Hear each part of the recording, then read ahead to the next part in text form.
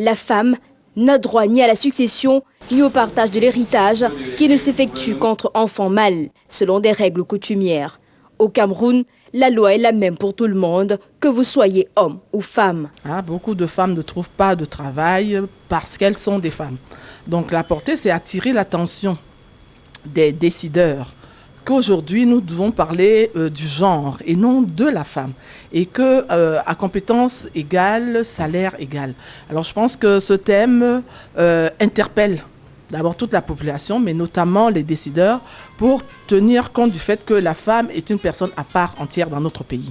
À part ce problème de succession, d'autres sujets ont été également évoqués au cours de cette semaine d'activités liées à la célébration de la femme le 8 mars prochain, principalement les violences faites aux femmes. Les femmes méritent de connaître leurs droits et en arrimage au thème, nous avons organisé une table ronde instructive en faveur des femmes qui doivent non seulement connaître leurs droits en tant que citoyens et en tant que femmes, et leurs enfants, qu'il s'agisse des filles ou des garçons. À travers cette conférence organisée par les femmes de la communauté urbaine de Douala, la femme sait désormais qu'elle est une personne à part entière.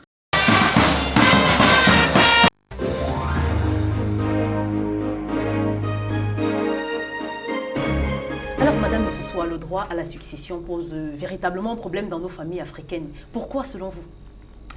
Qu'est-ce que je pourrais appeler ça? L'héritage culturel, des coutumes, je pourrais appeler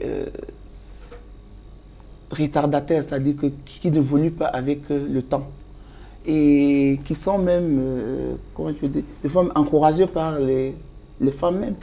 Vous connaissez les rites du veuvage qui sont faits par les femmes. Mais je me dis, aujourd'hui, le droit devrait avancer. Parce que, logiquement, une dame, une femme qui a travaillé toute sa vie aux côtés de son mari, quand le mari meurt, tous les biens devraient lui revenir. Donc, je crois que c'est aux femmes vraiment de faire évoluer cette législation. Je crois qu'ailleurs, si je ne me trompe pas, en Europe, je ne crois pas que... Je ne connais pas très bien les textes, je n'ai pas eu le temps de me replonger dans les textes, mais je crois que vraiment la femme devait être l'héritier de son mari tout simplement. Aujourd'hui, la femme est usufruitière, c'est-à-dire qu'elle jouit des biens, s'il y a des maisons qui rapportent des frais locatifs et tout ça, elle peut en bénéficier. Mais je crois qu'il faut avancer. Il faut avancer et c'est là, je dis, il faut que toutes les femmes se lèvent comme un seul homme et revendiquent haut et fort le droit à la succession pour que les veuves ne subissent plus l'humiliation. Et de fois même, c'est même pas on dépouille même les enfants. Et c'est même pas comme la loi ici, c'était que la loi dit, bon, la femme, quand les enfants sont mineurs, elle fait un peu ce qu'on appelle la régence, c'est-à-dire qu'elle garde les biens des enfants, elle en jouit jusqu'à ce que les enfants grandissent, eux qui sont les héritiers. Mais c'est des gens à côté, c'est les oncles, les cousins et tout ça, là, qui s'en accaparent au nom de je ne sais pas quelle coutume et laissent les pauvres enfants souvent complètement démunis. Alors, s'il arrivait qu'une femme, une veuve, aille en mariage, qu'est-ce qui arriverait sur le partage des biens et qu'elle ait eu des enfants avec son précédent époux? À partir du moment où une veuve est partie en mariage, donc elle a déjà un autre statut social, donc elle est déjà l'épouse d'une autre personne. Je crois que logiquement, elle perd tout ce qu'elle a fait avec son mari revient aux enfants. Elle sait déjà, parce que quand c'est la mort, celle, comment je veux dire, la mort annule complètement le mariage. Voilà. Elle reste veuve, elle a ses droits, mais si elle n'a même pas de droits, elle est usufruitière, si son mari a laissé les biens là, elle en jouit. Mais si elle quitte et elle va se marier ailleurs, elle appartient à cette famille, elle est déjà l'épouse de quelqu'un d'autre. Tout ce que son mari a laissé revient aux enfants. Alors, je vais un peu revenir en arrière. Vous avez parlé de lutte. Comment est-ce que les femmes vont lutter par rapport à ces droits, les droits au bien du mari qui est décédé? Comment se faire entendre alors qu'on va à l'encontre de la loi? Et nous avons des juristes dans ce pays. Il faut faire des textes qu'il faut proposer à l'Assemblée. Il faut rencontrer la première dame.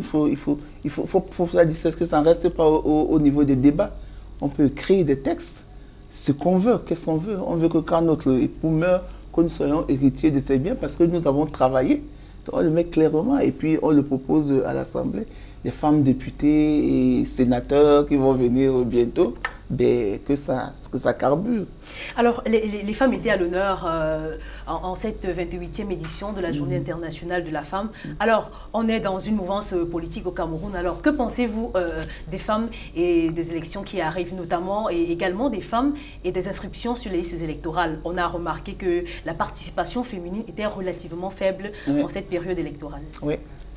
La raison est toute simple. Il faut avoir les moyens et le temps pour faire la politique.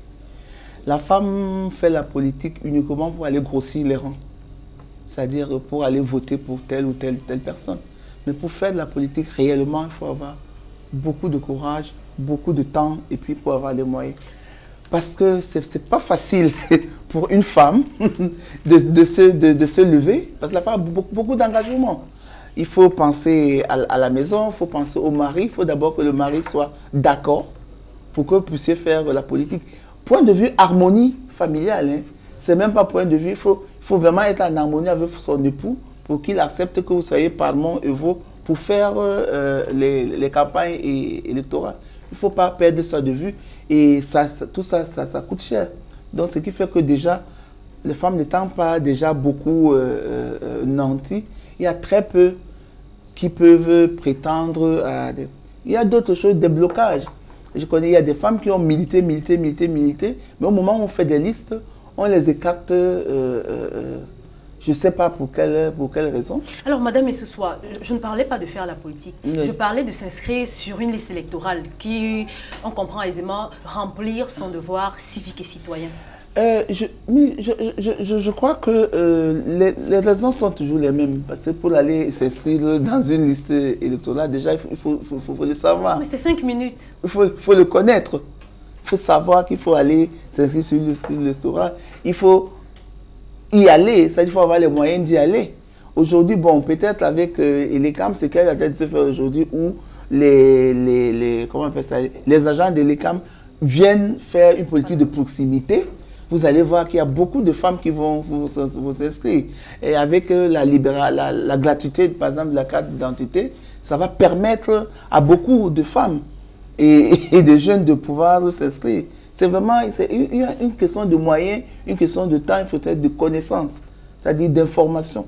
Mais elles ne sont pourtant pas venues en masse s'inscrire selon les derniers chiffres proposés, montrés et démontrés par l'ECAM. Est-ce par habitude ou par manque de volonté qu'elles ne vont vraiment pas s'inscrire?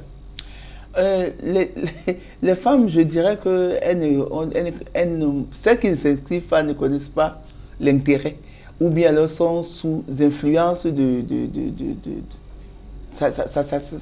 ça dépend de, comment je dirais, de là où elle habite, de sa famille, des opinions de son mari. Ça dépend de beaucoup de choses. Hein. Vous savez, je crois pas. Et les femmes se disent, au lieu par exemple d'aller vendre mon miondo au marché, ce temps-là, je vais pas vraiment l'utiliser pour aller passer peut-être 2 heures, 3 heures de temps à attendre devant un poste d'identification, mais pour essayer de me faire enregistrer. Donc, moi, je ne crois pas que ce soit une question de volonté manifeste de ne pas inscrire des femmes, mais je dis encore, ils n'ont pas de temps, parce qu'elles sont préoccupées par beaucoup de choses. Aujourd'hui, c'est les femmes qui vont tourner les familles.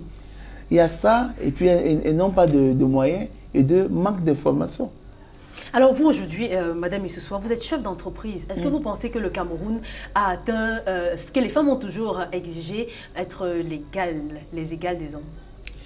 Oh, le mot égal,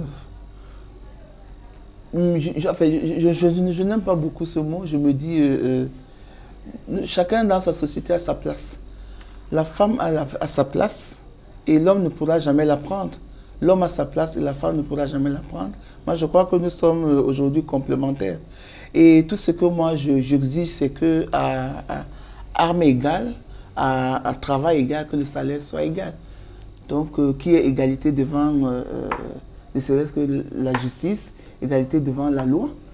Bon, les pesanteurs traditionnels ne finiront jamais. Alors, merci, nous en avons terminé. Merci d'avoir accepté notre invitation, Madame Jeanne Issoussoua. Je rappelle que vous êtes chef d'entreprise. Merci beaucoup. Alors, fin de cette édition de la rétrospective. Merci d'avoir été avec nous. Retrouvons-nous la semaine prochaine pour une autre édition de la rétrospective.